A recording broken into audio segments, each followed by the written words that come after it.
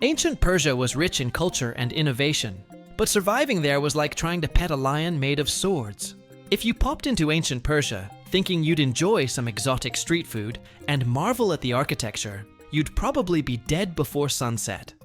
The Achaemenid Empire, starting with Cyrus the Great around 550 BCE, was a superpower of its time, massive, multicultural, and surprisingly organized. But organized in the same way a very tidy bear trap is organized. Sure, they had mail routes, standardized coinage, and religious tolerance, but they also invented new ways to punish people that would make a medieval torturer go, "Yo, that's a bit much." Mess with the king? You could be impaled, flayed, crucified, or, everyone's least favorite, entombed in ash.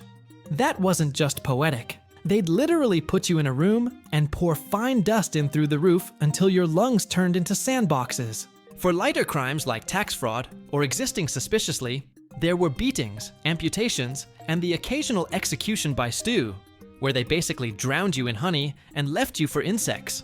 Now, let's say you're not offending a king. You're just a normal person.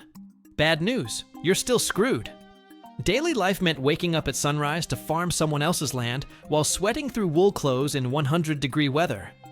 Your diet was 90% grains, mainly barley, and maybe if your local goat had a heart attack, you'd get some meat. Most people never tasted saffron or pomegranates, which is a shame because Persia was full of both.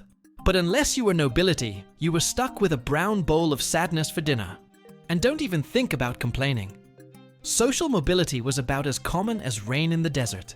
Persians were big on cleanliness, but not out of some love for fresh linen. It was religious. Zoroastrianism, the state religion, believed that water, fire, and earth were pure elements that had to be protected. So, peeing in a river? Sacrilege. Throwing your trash on the ground? Potentially punishable.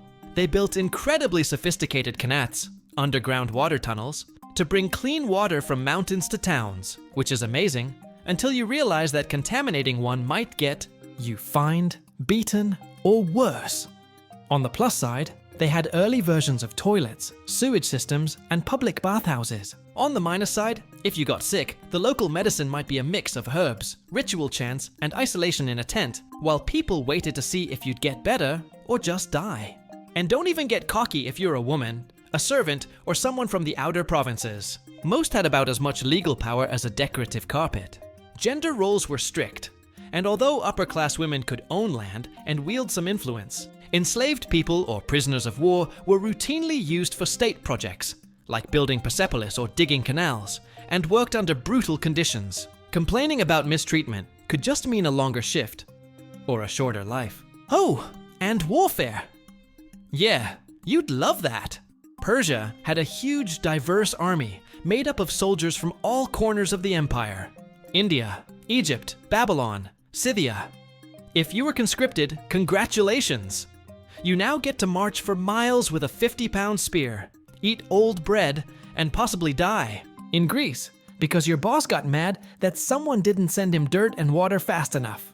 If you were lucky, you might serve in the Immortals, Persia's elite soldiers who always kept their numbers at 10,000 by immediately replacing the dead. If you were unlucky, and you probably were, you'd be arrow fodder in a sandals versus sandals brawl somewhere near Thermopylae. To top it all off, you couldn't even die in peace. Zoroastrians believed that corpses were impure and would pollute the earth, so no burials or cremation. Instead, your body would be carried up to a tower of silence and left to be picked clean by vultures.